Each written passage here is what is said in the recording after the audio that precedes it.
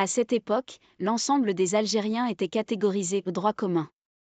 À propos de cette délinquance, le préfet de police de Paris déclare: La presse, cependant, avait tendance à la majorer.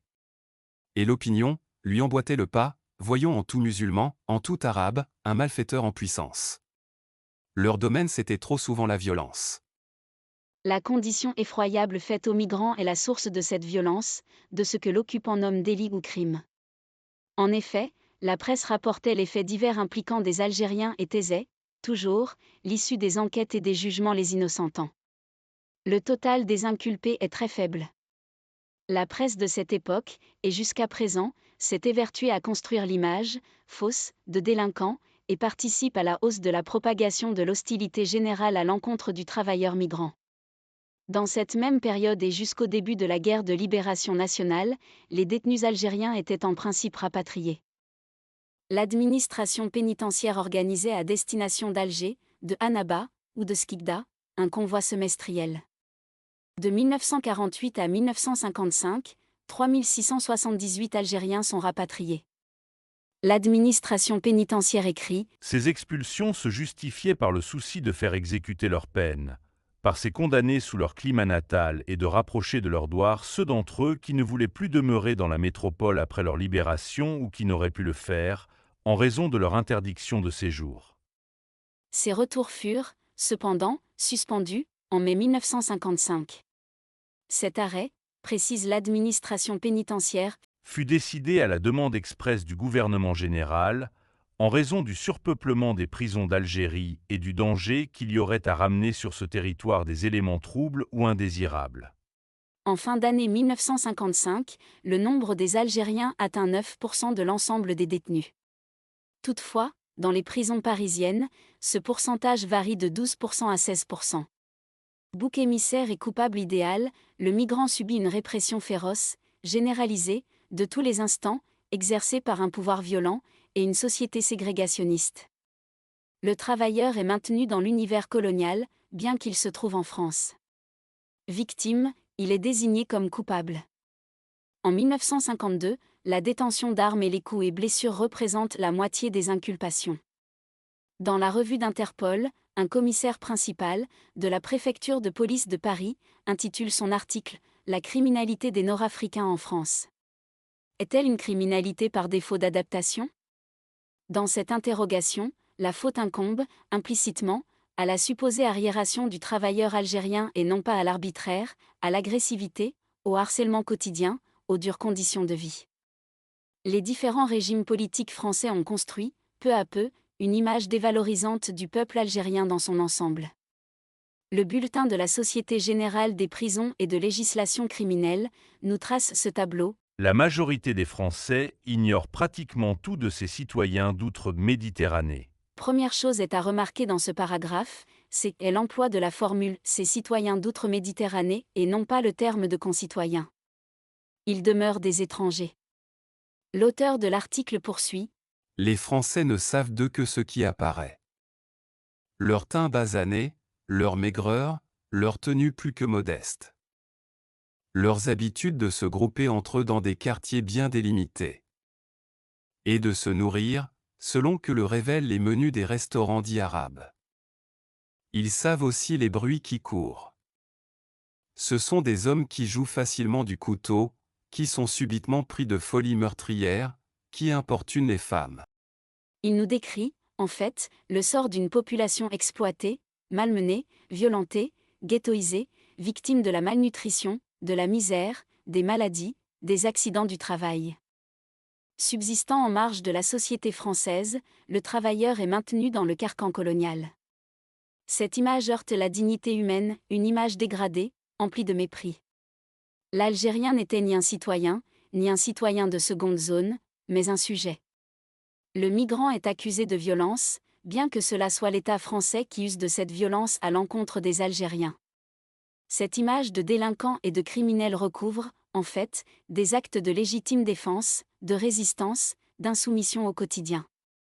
Toute activité que ce soit dans le domaine syndical, culturel, social, politique, est réprimée. L'Algérien est, toujours, condamné en tant que droit commun. Il est désigné comme indésirable et qualifié d'envahisseur. La revue pénitentiaire écrit: À cette poussée impérieuse, aucun frein ne peut être mis par la France, qui ne peut davantage l'organiser par une réglementation forcément ségrégative.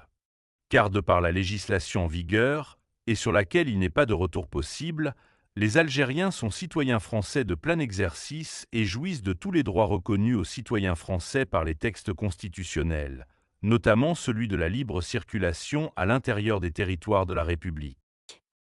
En effet, cette égalité, tardive, demeure une fiction, un mensonge éhonté. Le sort du travailleur ne change guère. La revue pénitentiaire met, aussitôt, des limites. Si l'on conçoit leur intégration comme une participation totale à la vie métropolitaine dans ses expressions structurelles et mentales, il faut reconnaître loyalement que les migrants algériens ne peuvent la réaliser. Ce fonctionnaire reconnaît, implicitement, que l'Algérie n'est pas la France et que son peuple ne sera jamais français et ne cherche pas à le devenir. En fait, le pouvoir français et son administration souhaitent une intégration partielle, qui se cantonne au monde du travail.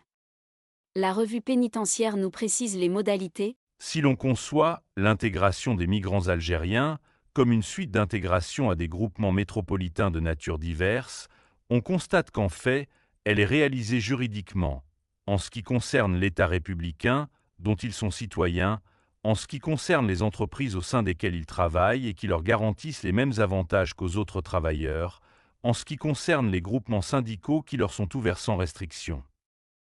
Ce texte nous énumère des droits non uniquement partiels, incomplets, mais également inexistants. Le migrant est cantonné au monde professionnel. Son sort est celui d'une main-d'œuvre coloniale, corvéable à merci, exerçant les emplois les plus dangereux et les plus mal rémunérés. Il n'avait nul recours face aux licenciements abusifs et les salaires non payés par des employeurs rapaces et prédateurs.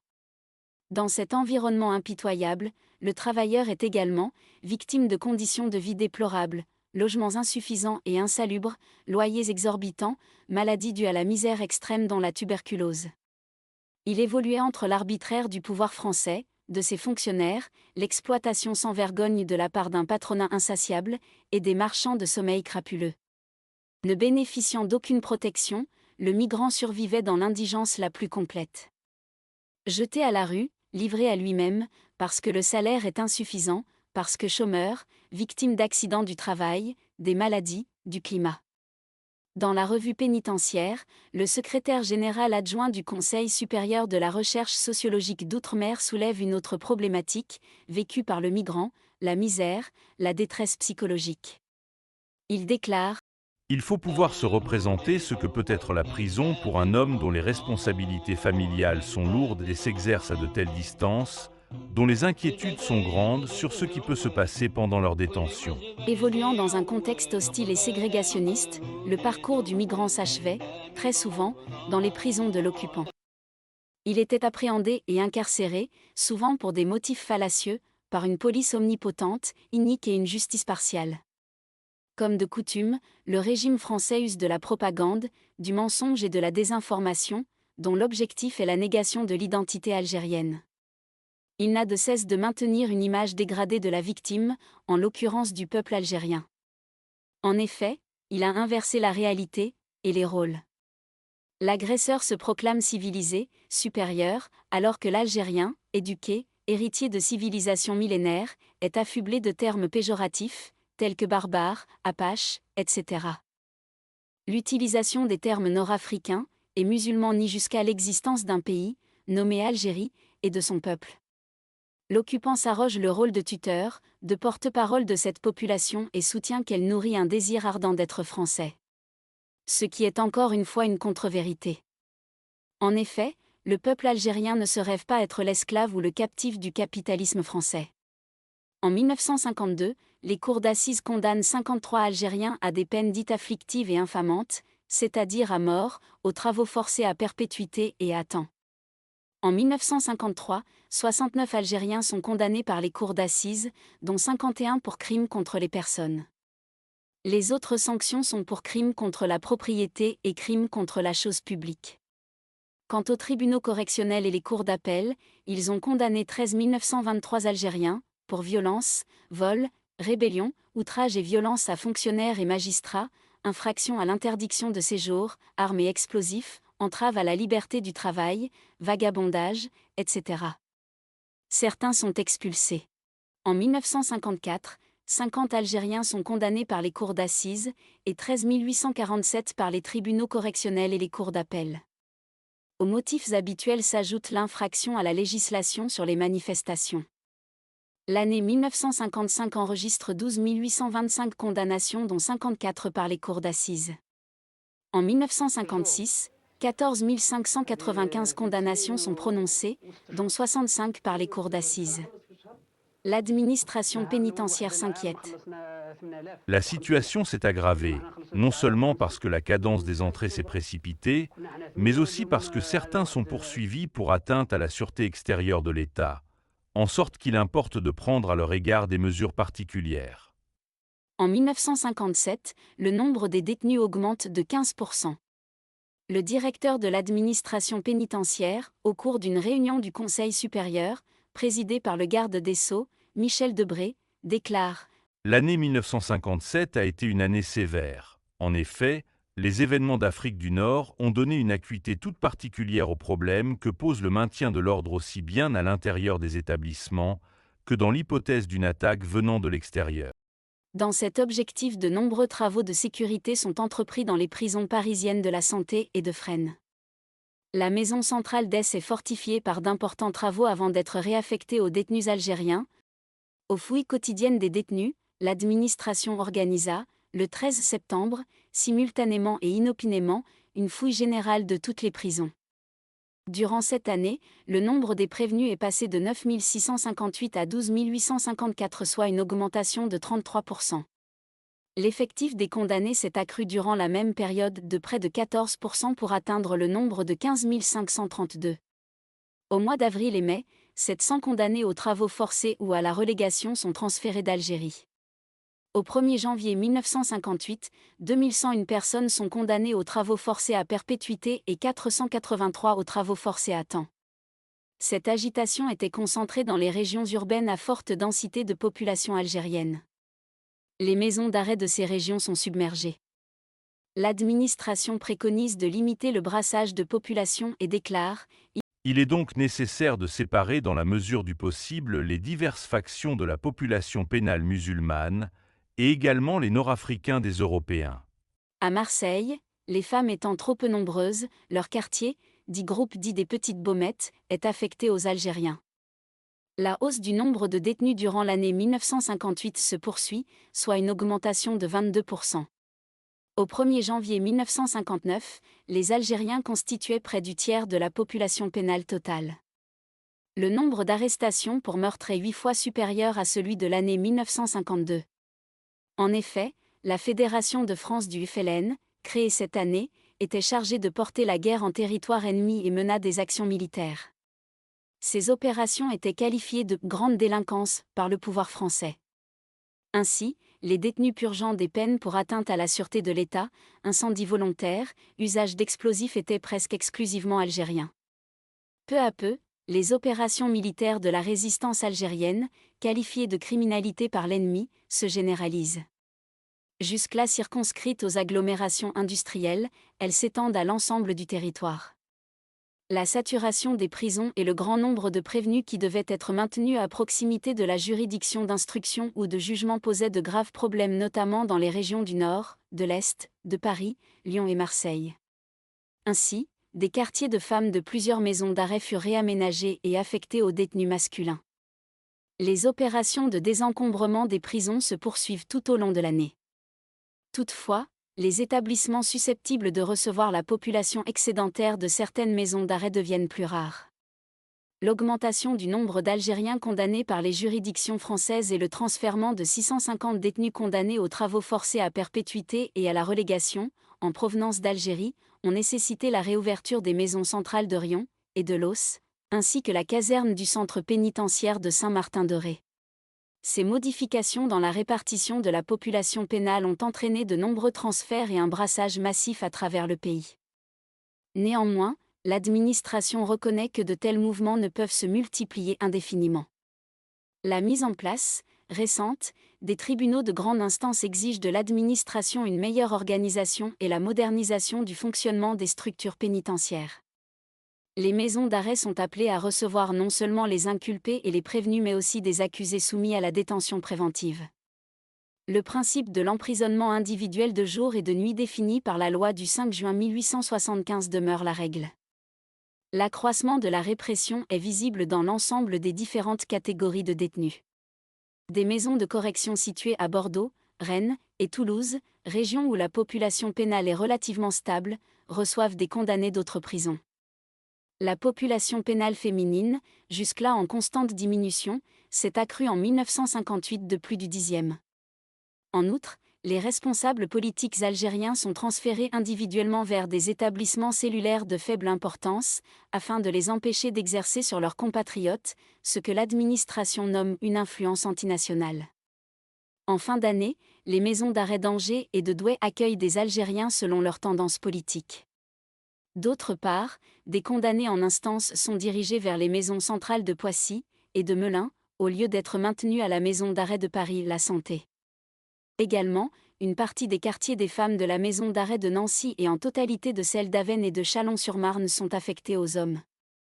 9 628 Algériens, soit près du tiers de la population pénale, sont incarcérés au 1er janvier 1959, dont 2 447 condamnés aux travaux forcés à perpétuité et 751 aux travaux forcés à temps. En 1959, les combattants algériens condamnés sont désormais dénommés détenus de catégorie A.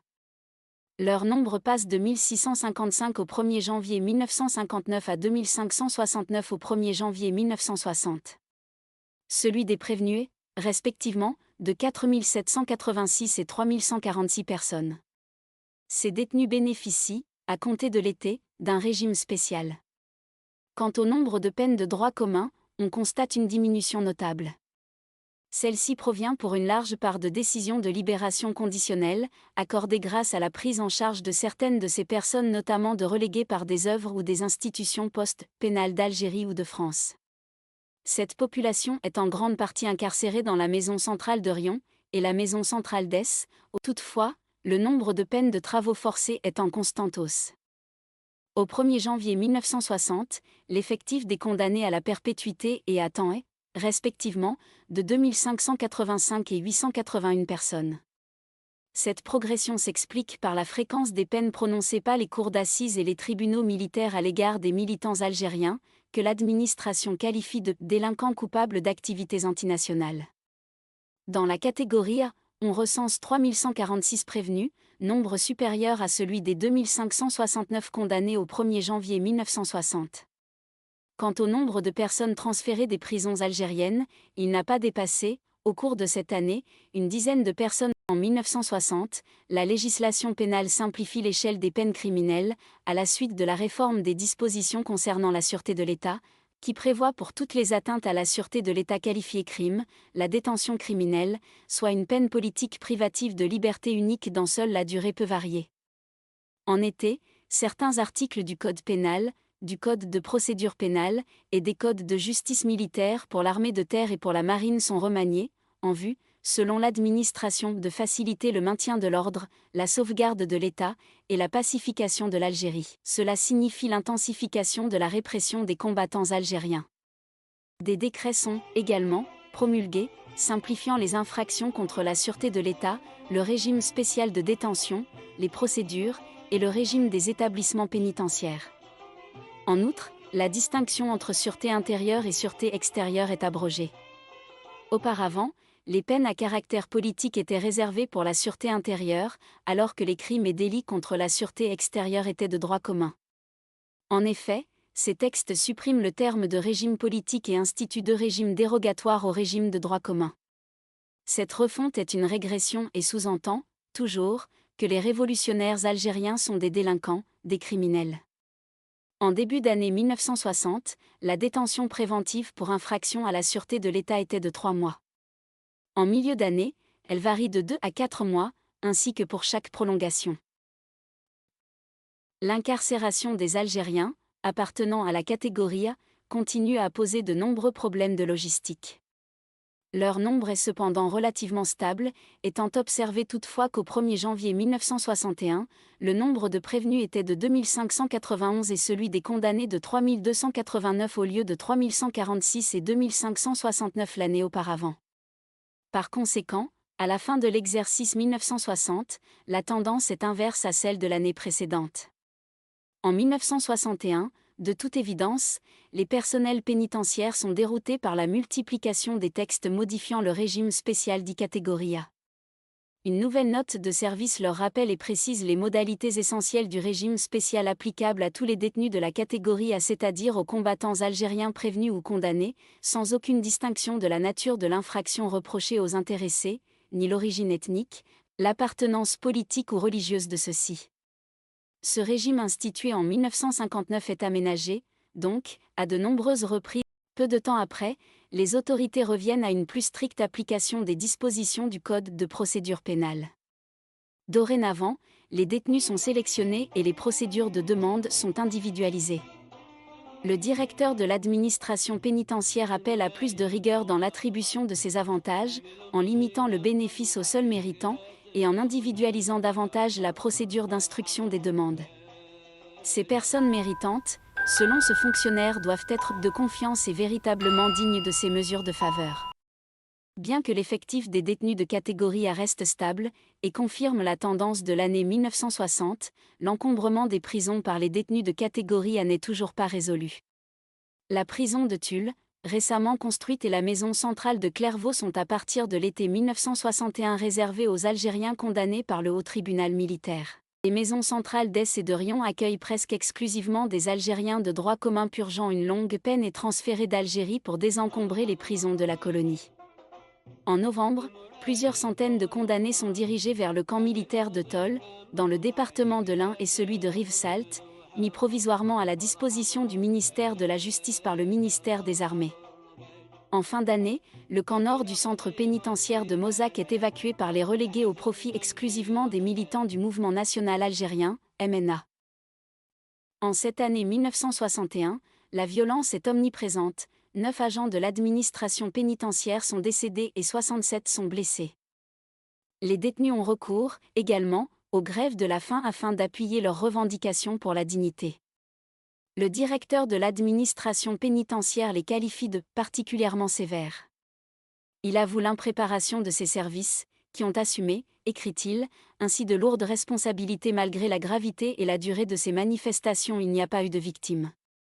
En novembre 1961, les Algériens obtiennent l'amélioration du régime alimentaire. À l'extérieur des lieux de détention, en cette fin d'année 1961, une répression aveugle s'abat sur des civils innocents et pacifiques et atteint son paroxysme le 17 octobre. Le régime français ordonna au préfet de police de Paris de réprimer durement les manifestations pacifiques algériennes. Une violence inouïe se déchaîna contre les protestataires. À Paris, la police arrêta, tortura, enferma, tua, jeta les corps d'environ 1 millier de personnes dans la Seine, selon les historiens français.